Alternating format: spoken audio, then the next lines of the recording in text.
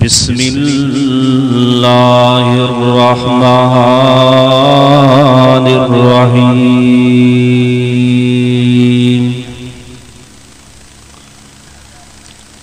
तबारकल्लज़ी नज़्ज़लल फ़ुरक़ान अला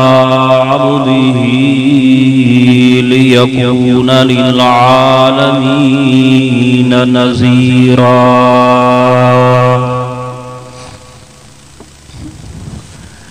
सदक़ल्लाहु सदक़ रसूलुहुन नबियुल करीम। व नहनु अला ज़ालिका मिनश शाहिदीन वश्शाकिरीन वल्हम्दुलिल्लाहि रब्बिल आलमीन। सामीर हज़रात, मुअज़्ज़िज़ मुसलमानों,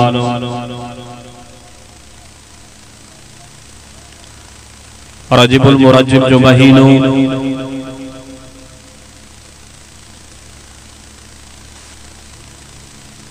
खमीस की शाम जुम्मे की रात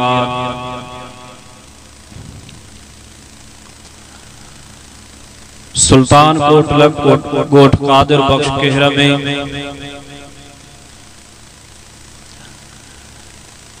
मरहूम रुस्तुम खान कुरारो खान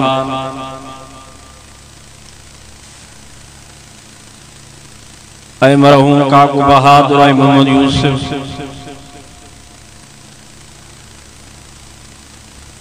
उन्हनि जे रूह की राहत पहुंचाइण जे लाइ ईसाले सवाब जे लाइ खैरात फी सबीलिल्लाह जो इंतजाम है एहतमाम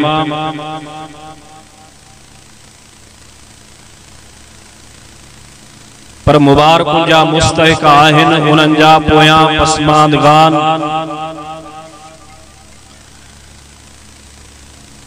उन्हनि जा पोयर जन उन्हनि जे लाइ खैरात जो एहतमाम त कयो,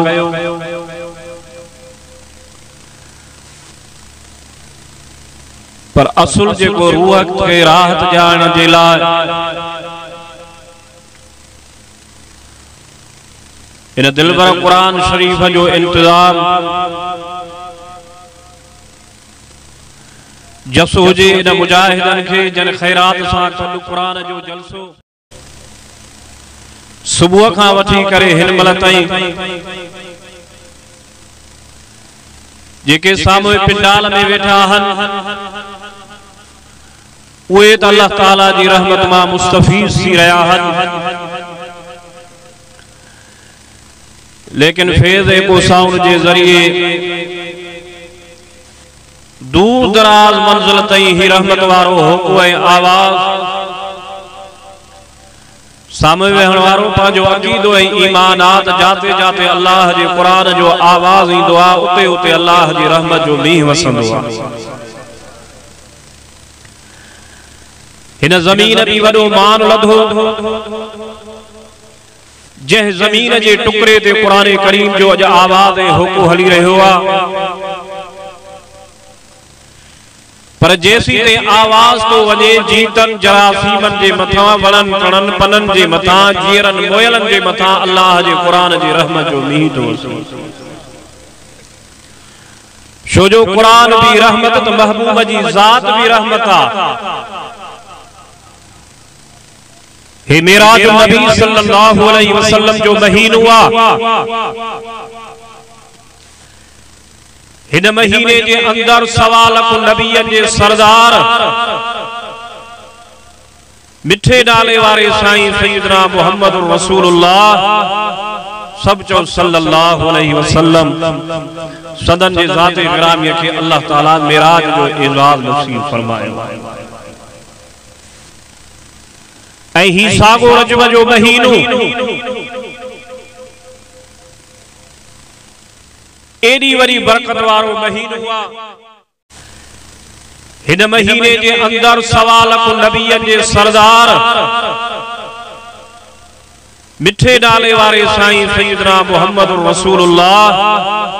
सब चो सल्लल्लाहु अलैहि वसल्लम सदन जे ज़ात गिरामी के अल्लाह ताला मेराज जो एजाज नसीब फरमायो। ऐं ही सागो रजब जो महीनो एडी वरी बरकत वारो महीनो हुआ जो 12 महीनन जे साल जे 12 महीना कहीं भी महीने जे चंद्र दिसण जो नबी साईं जने एडो एहतमाम न कंदा हा जेको रजब जी चंद्र दिसण जो साईं जने एहतमाम कंदा पाबंदी कंदा ही उहो महीनो हुआ जेके अल्लाह ताला पाण रे मंसूब कयो आ तई शहरुल्लाह हे रजब जो महीनो मा डायरेक्ट अल्लाह जो महीना सब कंहिंजा फरमाई इन्ना इद्दत शुहूर इंदल्लाहि 12 शहरन फी किताबिल्लाहि यौम खलक़स समावाति वल अर्ज़। 12 महीना ये सब अल्लाह जे ज़ात जा महीना। जुलहज जो महीनो भी अल्लाह जो, मुहर्रम जो महीनो भी अल्लाह जो, सफर जो महीनो भी अल्लाह जो। पर मुझे नबियत हुजे नबी सवाल को नबियन जे इमाम नबी सय्यदुल अव्वलीन वल आखिरीन रहमतुल लिल आलमीन शफीउल मुस्नबियीन सरवरे कौनैन जनाब मोहम्मद मुस्तफा सल्लल्लाहु अलैहि वसल्लम की ज़ात अक़दस फरमायो पान फरमायो शहरुल्लाह रजब जो महीनो डायरेक्ट अल्लाह जी ज़ात पाण रे मंसूब कयो त हे रजब जो महीनो मां अल्लाह जो महीनो आ। मिठा रब करीम साल भी तुझा महीना भी तुझो रातियों भी तुझो ज़मीना भी तुझो आसमान भी तुझा। फरमाए लिल्लाहि मीरासुस समावाति वल अर्ज़ ज़मीन आसमान भी मुहजा ज़मीन आसमान जे विच में जेको कुझा उहा भी रब जे ज़ात जी मिल्कियत आना जहानन जी मीरास है मिल्कियत रब जे ज़ात जी आना। पर रब सुल जलाल की ज़ात बाबरकात रजब जे महीने के पाण रे मंसूब कयो निस्बत रब जे ज़ात पाण रे हिन महीने जी रखी आना। या रब सुल जलाल हिन महीने जी निस्बत पाण रे रखे फलासाफी शाहे मकसद शाहे अल्लाह रब सुल जलाल फरमायो मां आदम नबी खां वठी करे ईसा नबी ताईं तमाम नबियन के मेराज जो एजाज नसीब कयो मेराज जो दर्जो नसीब कयो ना। कादिर बख्श जे गोठ में अचण वारो पिंडाल में अंदर वेही ॿुधण वारो लाउड स्पीकर जे ज़रिए मुझो आवाज ॿुधण वारो तमाम नबियन के अल्लाह मेराज नसीब कयो ना। इनाम जी सूरत आज़माइश जी सूरत में इम्तिहान साबिक़ा नबियन रसूलन के अल्लाह ताला मेराज आज़माइश मुसीबत इम्तिहान जी सूरत में अल्लाह ताला उनन के यो अंदाज नसीब कयो ना। पर जड़े मेराज जो वारो थो अचे आमिना जे लाल जो मेराज जो टाइम थो अचे महबूबे सुल जलाल जो मेराज जो टाइम थो अचे सवाल नबियन जे सरवान जो मेराज जो टाइम थो अचे जनाब मोहम्मद मुस्तफा अहमद मुस्तफा सल्लल्लाहु अलैहि वसल्लम जी ज़ात गिरामी जो रब कायनात आज़माइश जे सूरत में ना आज़म इम्तिहान जी सूरत में ना बल्कि इनाम जी सूरत में नेमत जी सूरत में अल्लाह पांचे महबूब के मेराज जो एजाज नसीब कयो। शो जने नबी रहमत नबी मुहतरम नबी मुकर्रम जनाब मोहम्मद मुस्तफा सल्लल्लाहु अलैहि वसल्लम जी प्यारी घरवारी हज़रत खदीजा रब के प्यारी भी थी वने ना। नबी मुहतरम जो चाचो अल्लाह के प्यारो दो थी वने जे पालना खिदमत कई नबी जोड़े जी खुदा जो कसम एडी वडी आज़माइशो एकड़े साल जे अंदर साईं जन जी घरवारी वफात थी करे वने चाचा वफात था करे वने ना। खुदा जो कसम नबी जा पुत्रा उए वफात था करे वने ना। एक साल जे अंदर एडो इम्तिहान आज़माइश आना रहमत वारा नबी गमजी न थी पिया दुखाए जी पिया ना। इन टाइम ते जने घरवारी भी वफात थी करे वने चाचा भी वफात था करे वने ना मोहम्मद अरबी जा पुत्रा भी वफात था करे वने ना। अल्लाह जो कसम इम्तिहान न आज़माइश वारो साल जेके आमुल हुज़ुर जे दुखन वारो साल साल नबी जो मशहूर थी वियो न त हे साईं जन जे दुखन जो साल एतरी वफातियूं थियूं परेशानियूं मसाइब साम्हूं अची विया न हाणे इन टाइम ते अल्लाह पंहिंजे महबूब जे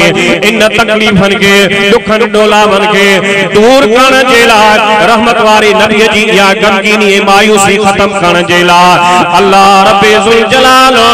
जिब्रील अमीन के हुक्म कयो ओ जिब्रील जी रब्बे जलील वञ मदीने पाक वञ मक्के पाक में मुझो महबूब ॾाढो उदास ॾाढो परेशान वञ मुझे सोहरे मोहम्मद जी खिदमत में हाज़िरी लगाए ना वञ वञ जिब्रील वञी तकड़ में पहुच न मुझे सोहरे मोहम्मद करीम के वञी हे पैगाम पुजाए बिशारत ॿुधाए न साम्हूं वेहण वारो नूर जो सरदार जंहिंजा पेर ज़मीन ते मथो आसमान ते लगे न अख शिंब जे अंदर आसमानन के छॾे मक्के पाक में उम्मे हानिय जे घर में रहमत वारा नबी आराम पज़ीर रहना आराम करे रहा हन छो जो कुरान थो चए मुझो नबी तुझो नबी आराम भी कंदा हा निंड भी कंदा हा खाईंदा भी होया पींदा भी होया बाजारन में वञी धंधो कारोबार भी कंदा हा ज़मीनन में वञी ज़राअत खेती बाड़ी भी कंदा हा क़ौमुन जा फैसला भी कंदा हा न कदम कदम ते नबी सही जन उम्मत जी रहनुमाई कंदा हा न उम्मे हानी जे घर सही जन आराम में हन खुदा जो कसम सवा लख नबियन जे सरदार जे खिदमत में जिब्रील नूरी मखलूक जो सरदार खादिम बणजी नौकर बणजी गुलाम बणजी करे मक्के पाक में मोहम्मद मुस्तफा जी खिदमत में आयो आ साईं जन आराम में हन जिब्रील अची वियो जागाइण जे लाइ उथाण जे लाइ रहमत वारे नबी के निंड मां बेदार करण जे लाइ आया त सयो पर जिब्रील एड़े मकाम ते पहुतो आ एड़ी जगह ते पहुतो आ एड़े साईं के निंड मां उठाण जे लाइ हाज़िर थियो आ खबर ना है त इन अजीम आलमी नबी के आलमी शख्सियत के निंड मां उठारिया त कीअं उठारिया भला इएं उठारिया जिए औलाद अबे अमर के अदब एहतराम सां निंड मां उठारे शागिर्द उस्ताद के निंड मां उठारे मुरीद मुर्शिद के निंड मां उठारे सोचे विचार में जनाबे जिब्रील गुम थी वियो ना रब्बे ज़ुल जलाल फरमायो ओ जिब्रील शाजो इंतजार तो करे ना रब महबूब के उठाण जे लाइ सोचे रहियो आ केड़ो तरीको इख्तियार कया ना अल्लाह फरमायो ओ मुंजा महबूब रब्बी जिब्रील ता जी खिदमत में मुंतजरा इंतजार तो करे पुछे तो त मां कीअं उठारिया ना ओ जिब्रील मुझे महबूब के उठाण जे लाइ जे करे सोचे रहियो आ त वो इए भी करे न चइजाए त या मोहम्मद या अहमद या मुसम्मिल या मुदस्सिर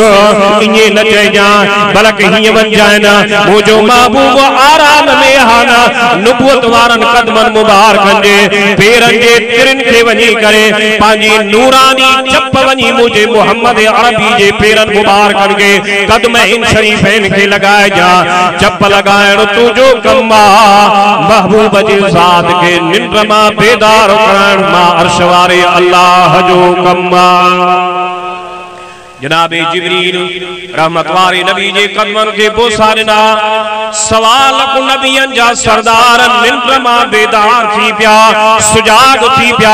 ॾिठो त जिब्रील हाज़िरा ओ जिब्रील शाह हुकुमा सोहना महबूब अल्लाह तहारे मोकिलियो आना हे साल तहां जे आमुल हुस्न जो साल आना दुखन जो साल आ घरवारी खदीजा वफात करे वई पुटला वफात करे विया अबू तालिब वफात करे वियो सजो साल तहां जो तकलीफन आज़माइश में गुज़रंदो पियो आना रब्बे ज़ुल जलाल तहां जे इन दुख के खत्म करण जे लाइ इन तकलीफ के दूर करण जे लाइ इन सदमे के खत्म करण जे लाइ अल्लाह मां जिब्रील के मोकिलियो आना सोना तैयारी कयो बराबर साबिक़ा नबियन के भी अल्लाह मेराज नसीब कयो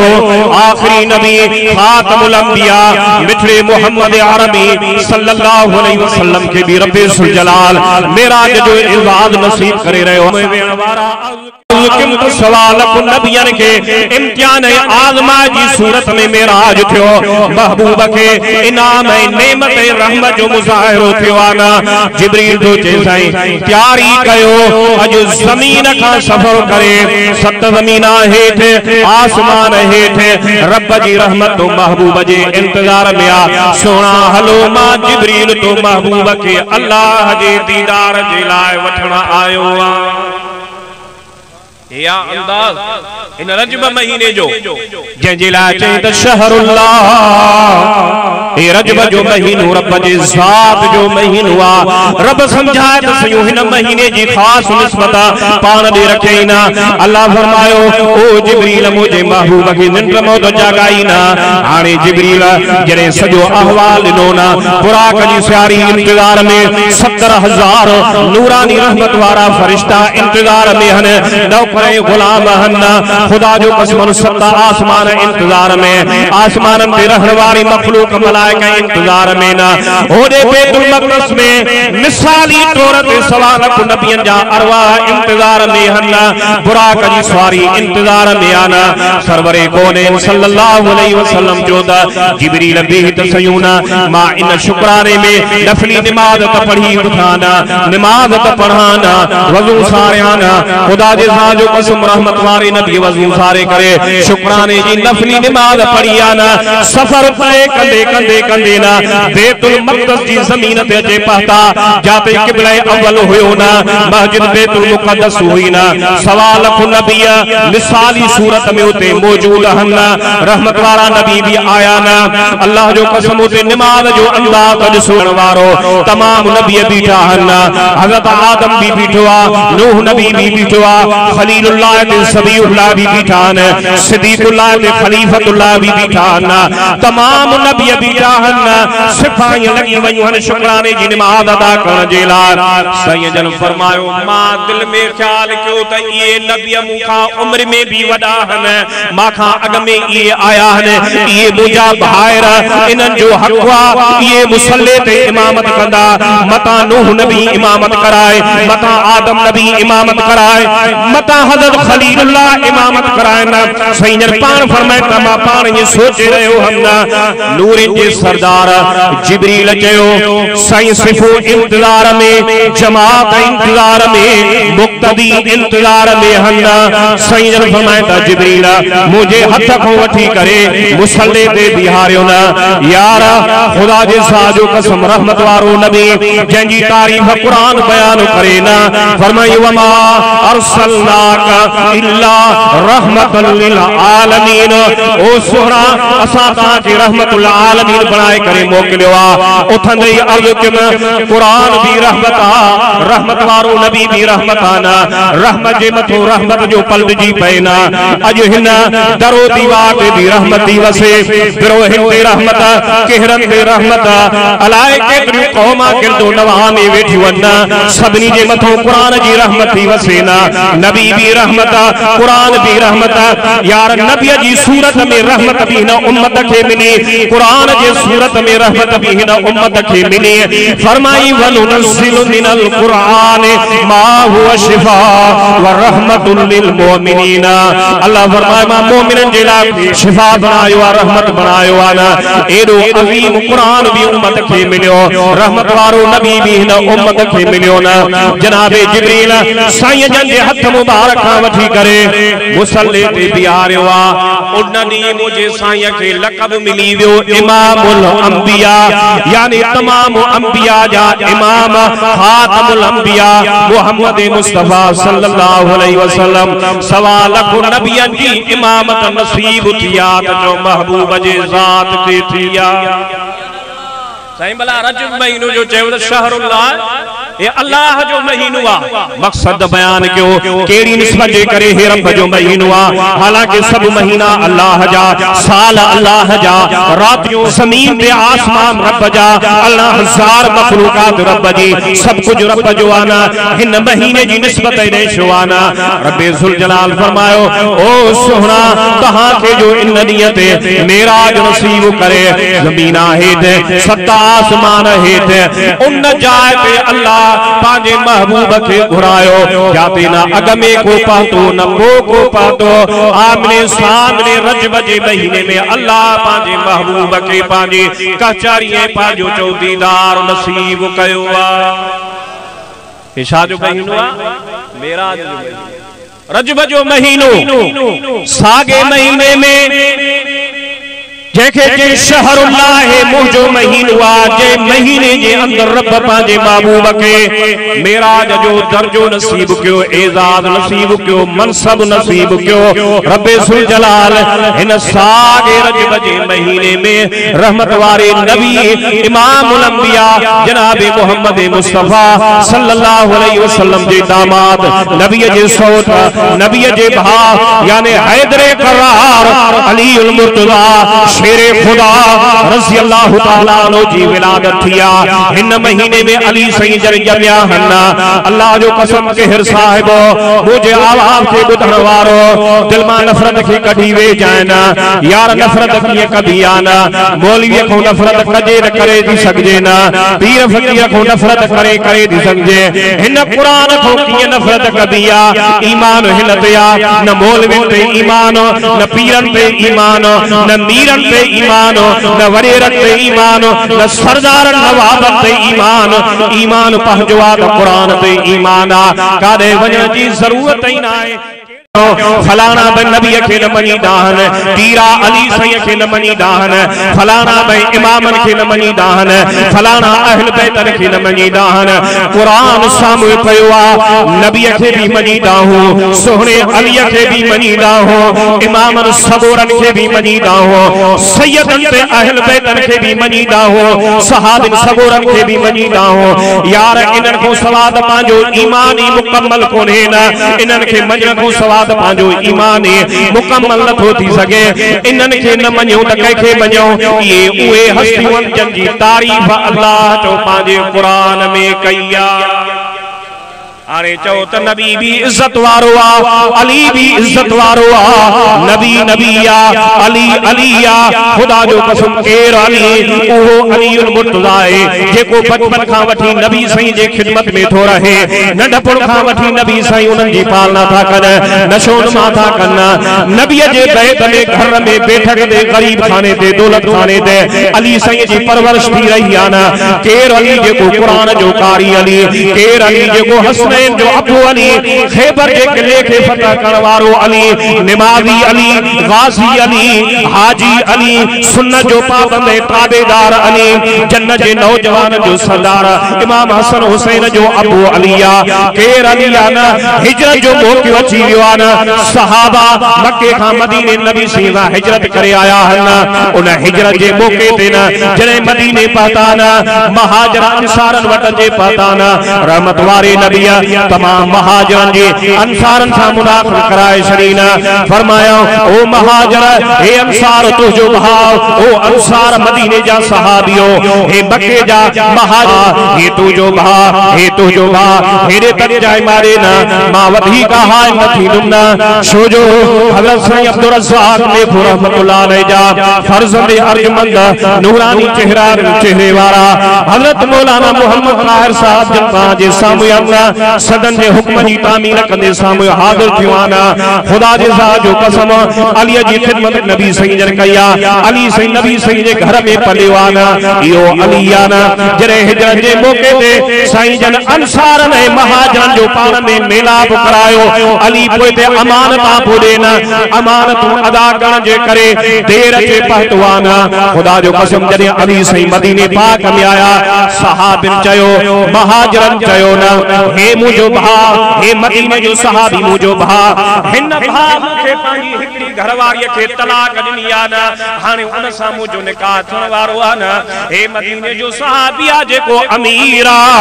मां गरीब के ये कोठी दिनी तय हे जमीन जो जरेब दिनो तय हे बकरियों दिनी तय हे उठ दिना तय ना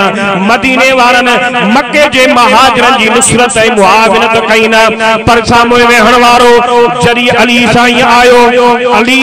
अली शेरे खुदा आया ना खबर पई त सभिनी जी विरासत थी वई आ ना को भी मके मां हिजरत करण वारो कोई न रहियो आ मां देर पातो मदीने मके वारन खे नबी सही जन पाण में भाईवारी कराए छड़ी ना उन्हनि जी नुसरत ऐं मुआवनत कराए छड़ी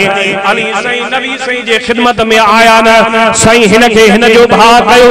हिन के हिन जो भा कयो हिन के हिन जो भा कयो ना मां अली तहां को विसरी वियो हम ना मुझे लाए त को मदीने जो सहाबी अंसार न बचायो जेको मूसा तावन करे जेको मुजी मुआवनत करे सब भाईचारी करे ना जेको मुखे पांजो भा करे ना रहमत वारी नबी फरमायो अली ओ अली हिन जो भा हिन जो भा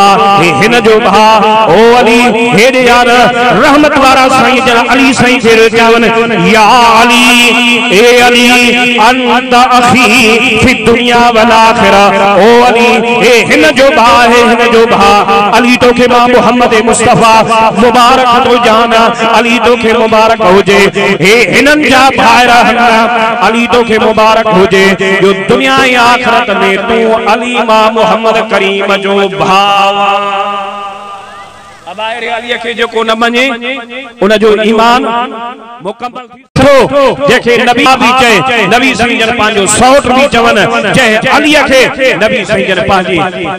आखिरी नंबर चौथो नंबर नूरे नजर न्याणी अम्मा फातिमा जो निकाह में रानी बनाए करे जन दोस्तों अजीजो